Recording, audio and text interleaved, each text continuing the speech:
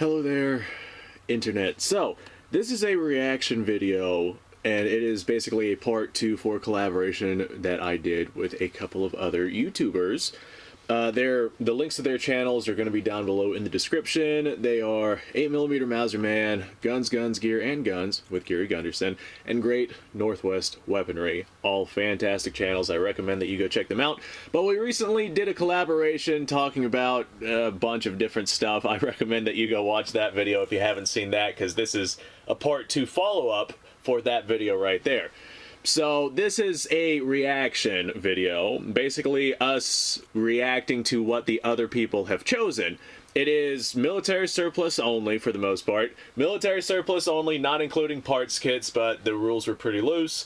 And essentially you pick what your favorite rifle and handgun is and what the most practical rifle and handgun is in terms of military surplus, based off of what you own and what you don't own. So there's a bunch of guns on this list, so I'm going to go ahead and go through them rather quickly. This way we're not sitting here for, you know, an hour and a half staring into each other's eyes. I mean, unless that's what you want. Anyway, let's start off with Gary Gunderson. He had some very interesting, like everyone on this list has some very interesting picks. So we're going to start off with Gary Gunderson. I got myself a little list right here just so I can keep track of who exactly chose what, so I don't have everything memorized here. But let's go ahead and go through this list right here. So, favorite rifle that he has, SVT-40. Dude, the instant he broke out with that, like the first thing that I saw in that video, SVT-40, my god, I was like foaming at the mouth. Like, I literally, whenever I was watching his video, I was working on something else. And then he's like, this is the favorite rifle that I have, SVT-40. And he rolls that thing up, and my god, it is gorgeous. And I literally dropped what I was doing to turn, look at the screen, and I sat down. And I was like, alright, this needs my full attention. So, semi-automatic 7.62x54 rimmed, ammunition is very easily available, powerful enough to handle basically anything. Yeah, that's a very good choice for a favorite rifle. My favorite rifle that I ended up choosing was also in 7.62x54 rimmed, and if I had an SVT, then that might have possibly been my favorite, because it is a very nice rifle. Favorite rifle he doesn't own, PPSH 41. We're going to go ahead and count this as a rifle because legally speaking it would be a rifle, but by today's standards I would consider it more of a carbine. But like I said, the rules with this collaboration are extremely loose. So PPSH 41, legally speaking, in order to get one of those in this country, you would need like a parts kit, and it'd have to be semi-automatic, unless you could manage to fork out the money for a fully automatic one, in which case, hey, Gary Gunderson, if you ever get yourself a PPSH 41 that's fully automatic, let me know. We'll set up another collaboration. 7.62x25 powerhouse of a round. Not exactly the most available cartridge that you're going to find all over the place, but they do still make it nowadays, and it still can be found, and like I said, it's incredibly powerful for a pistol cartridge. If you have yourself a Tokarev, then that right there would be a good addition to go with your PPSH. Practical rifle that he owns, M1 Garand, or Garand, however it is you want to pronounce it. Of course, your pronunciation is in fact the correct pronunciation, and everyone else is wrong, right? But the M1 Garand, this was actually very close second for my practical pick in my video. I almost chose the M1 Garand, but because you need a particular amount, or a particular type of 30-06 ammunition in the rifle, otherwise it'll damage your op rod, I went ahead and I still went with the SKS. Just the M1 Garand, fantastic rifle, but 30-06 can be expensive. SKS, you get like 4 or 5 shots, as opposed to the M1 Garand's 1 to maybe 2 shots if you're rocking like really cheap ammunition. Like 4 or 5 shots for every 2 shots or so, price-wise, like if you're going to spend the same amount of money on ammunition. And that M1 Garand ammunition needs to be M1 Garand ammunition. If it's commercial ammunition, a lot of people go through and they'll tell me they run commercial ammunition no problem through their Garands, but yeah, actually, hold on a second here. Alright, so I can't find it. Whenever I tore this trailer apart, I like moved a lot of stuff around, and it's probably in some pile of stuff somewhere because I'm not going to use it, but I do still have it. I have a bent M1 Garand operating rod that was bent from firing commercial ammunition in an M1 Garand, so I know it's possible. And whenever I find it again, I'll probably make a video on that. Like, hey, all the people saying it's not possible, I've literally, I've done it. I've literally got it right here. And here's your proof, you know, to prove that it is possible to bend your operating rod in an M1 Garand with commercial ammunition. You can get yourself, like, aftermarket gas cutoffs and whatnot, and just, unless you're, like, rocking the same ammunition. Like, if you're going to tune your gas system in your M1 Garand to a particular ammunition, and then get the rifle running with that ammunition, then you can run that same ammunition. But if you're going to be running like a plethora of different kinds of ammo through that thing, then you have to consistently tune the rifle to that ammunition. And the aftermarket plugs for the M1 Garand, like tuning them to be able to run ammunition, it's a process. You essentially have to figure out where the rifle will run that particular ammunition without beating the rifle to death. So you gotta basically undergas the thing and consistently add more and more gas until you get to a good point to where the rifle cycles reliably. And just relying on that as a rifle for practicality, I mean, if you have proper M1 Garand ammunition, perfect. It's a fantastic rifle, but just, the ammunition is too finicky for my taste to claim it as my practical go-to. Practical rifle he doesn't own, STG-44. This is, I did not see this one coming on this list, I'll be honest. 8mm Kurtz, intermediate caliber cartridge. I mean, it is World War II era. Technically, it is military surplus. That is probably the most practical rifle on this list. Like, that one caught me off guard, and that would be a really, really cool one to own. I actually do have an STG-44 over here. Okay. Alright, so 8mm Kurtz intermediate caliber cartridge. I imagine it's going to be powerful enough to take game if you needed to, but with that extended magazine, and the standard capacity for these guys I think was 30 rounds. I could be wrong on that. It might be 28, but I think it's 30 if memory serves me correctly. 30 rounds, standard capacity. You can absolutely defend yourself with this in the event that you needed to. 8mm Kurtz is going to be effective out to normal combat ranges, but you could still, like I said, hunt with this thing. You could take most medium to like small, large game with 8mm Kurtz. The ergonomics on this, also very good. You have yourself a safety switch here on the side. This is longer than I thought. You have yourself a little safety switch here on the side that you can engage and disengage with your thumb. Magazine release also right here on the side of the receiver. I mean, pull the mag out, put the new one in. It's not quite as ambidextrous as like an AR, which magazine release would be right here.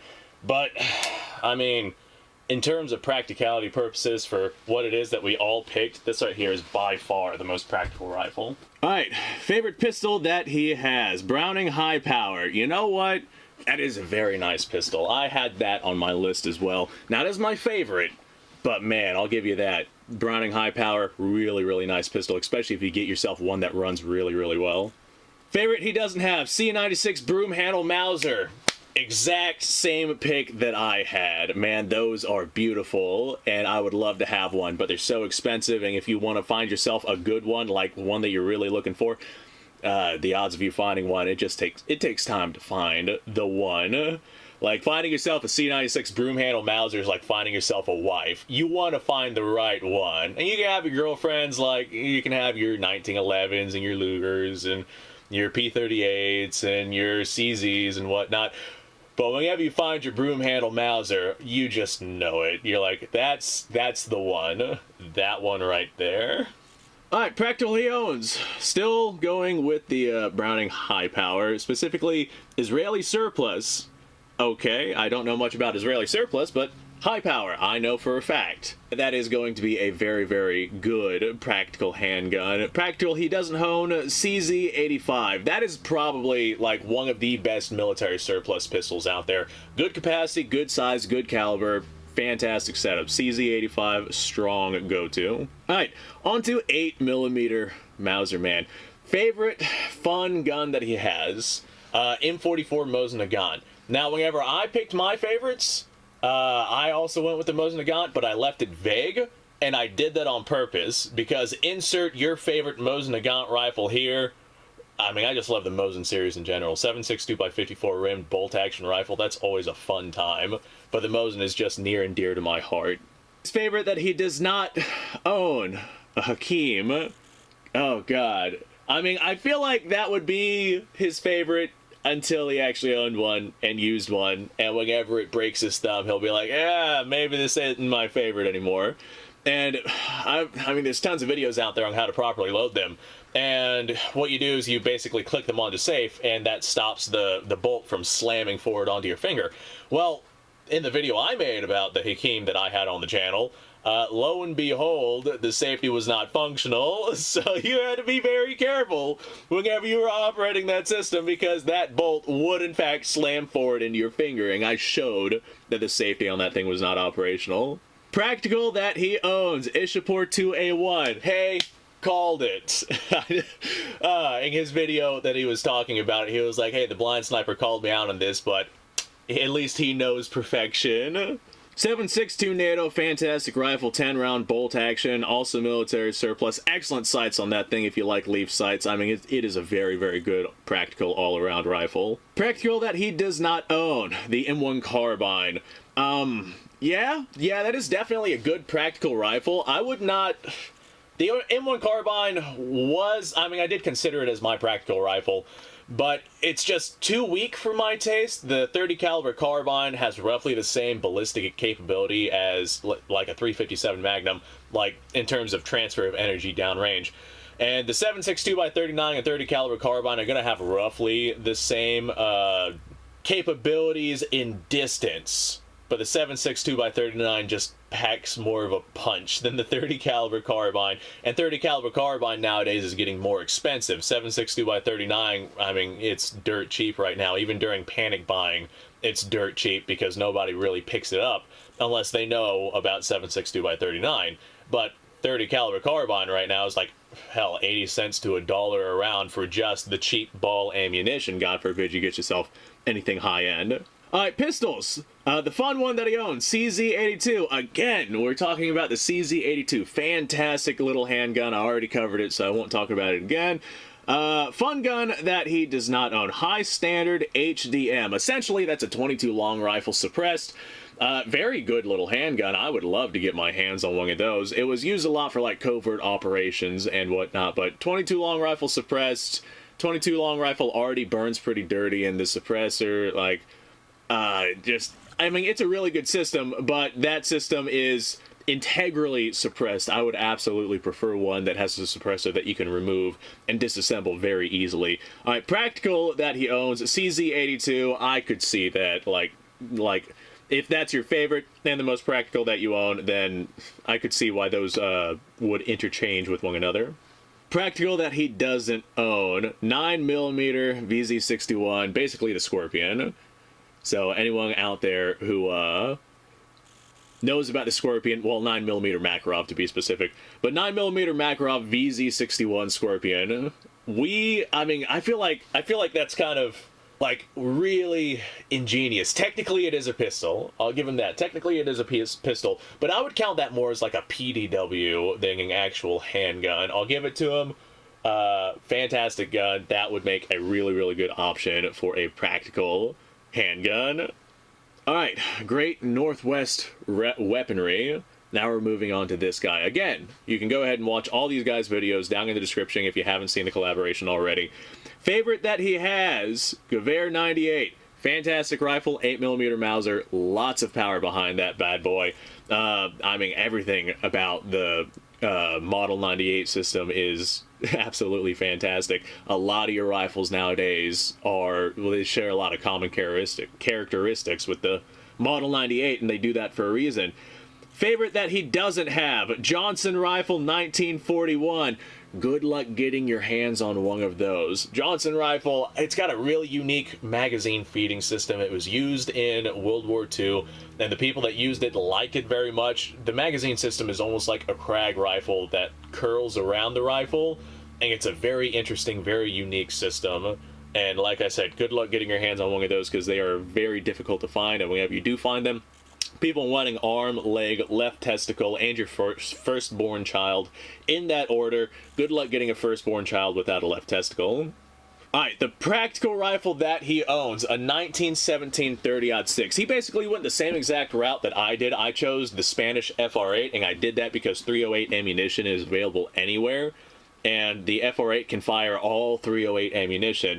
The 1917 Enfield can fire all 30-06 ammunition, but I find that 30-06 tends to be more expensive than a 308. That's why I myself did not choose a 30-06. If I did choose a 30-06, I would probably go with the 1917 just because of the sights on it, as opposed to like a 1903 Springfield or something like that. I prefer an aperture sight at the rear versus a leaf sight in the middle, like in front of the receiver, just because of my eyesight. I am the blind sniper, and I cannot see very well, and having an aperture right up against my eye, that definitely helps me being able to see.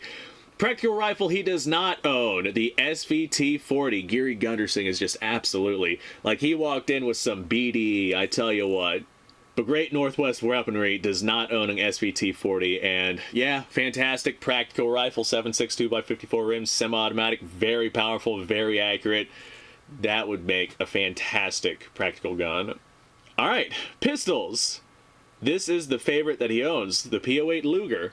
Yeah, the P08 Luger is a fantastic little handgun. I will give him that, especially if you get yourself a 9mm version of the P08 Luger.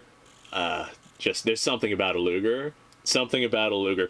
I had the chance to get myself a 22 long rifle Luger not too terribly long ago, and I was like, yeah, it would be cool to have a Luger, because I currently do not own a Luger. It would be cool to have a Luger, but at the same time, that's just not the Luger that I want, so I ended up not going for it. But, I mean, if I find one at a decent enough price, I probably will go for it. Alright, favorite that he does not have. He seems to be foaming at the mouth to get his hands on one of these, and I understand why. The Lottie L35. I believe that's a Finnish handgun, if memory serves. I don't think it's from Switzerland. I'm pretty sure it's Finnish. I'm fairly confident it's Finnish, actually. And it's chambered in 9mm, and it looks a lot like a Nambu pistol. It's like a 9mm Nambu. And that would be really cool to have, because if you have a Nambu, those things are very difficult to fire because ammunition is very hard to get. If you have yourself a 9mm version, hey, guess what? You can run that thing all day long. I imagine the manufacturing in that thing would also be very significantly high, because everything that the Finnish do is high quality. So, excellent choice for a favorite that he does not have. And if I manage to find one, and I find one for a decent deal, I'll absolutely let you know. If you find yourself a Nambu pistol for a decent deal, let me know. Alright, practical that he owns. This one I did not see coming. So his practical handgun is a 1917 revolver. Hold on a second here. So those who don't know, 1917 revolver chambered in 45 ACP. These are excellent little handguns, don't get me wrong, but not what I would pick for a practical handgun. He did make some good points, but still not what I would pick for a practical handgun. Now, I guess it all depends on what model of 1917 it is that you have. Earlier models of 1917 did require moon clips to be able to load the handgun, because the cylinders were just bored straight through. And if you tried loading 45 ACP into the cylinder, they would just fall right out. But later iterations, the cylinders were chambered in a way, like they were bored out in a way to where you could just single load 45 ACP into your revolver to be able to use it. Now, whenever that happens, you can't necessarily extract them, because the lack of rim on 45 ACP, like the extractor here, just does not catch them very efficiently.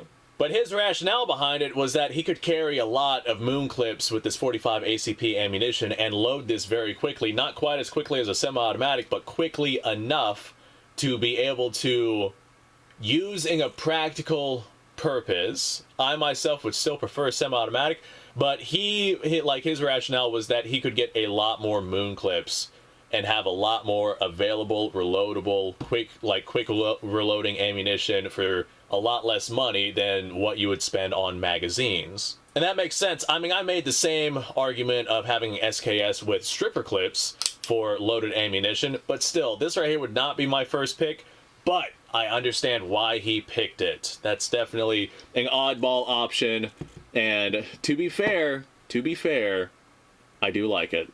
Practical he does not have, and of course he went with a semi-automatic. Browning high power. Hey, lo and behold, another person picks the high power as a military surplus for practical purposes. Alright, well, ladies and gentlemen, that is our entire list. I am glad that I was able to make this reaction video. Thanks for watching. Go check out everyone else if you haven't already. Links down below. If you haven't watched the videos that are the part 1 to this part 2, then this video might have been a little confusing. And I would recommend that you go watch those videos instead. So, thanks for watching. I appreciate your time. Like, subscribe, share to all of our channels. And you guys go off, have yourself a fantastic day, and I'll see you all in the next go-around.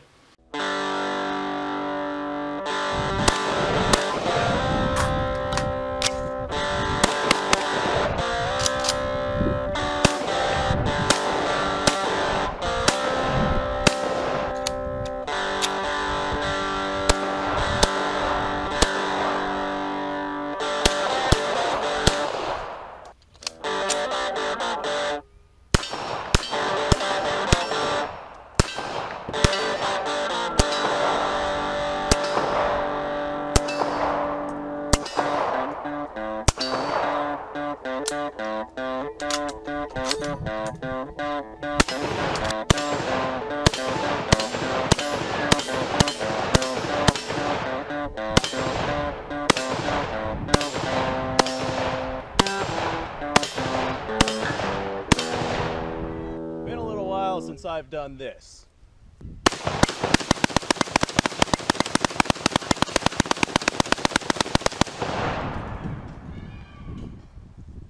Bonnie and Clyde be damned.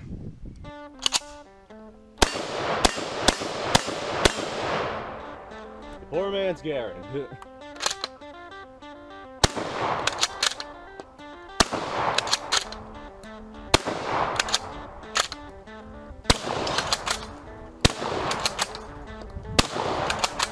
It's a shame that bolt-action shotguns aren't more mainstream.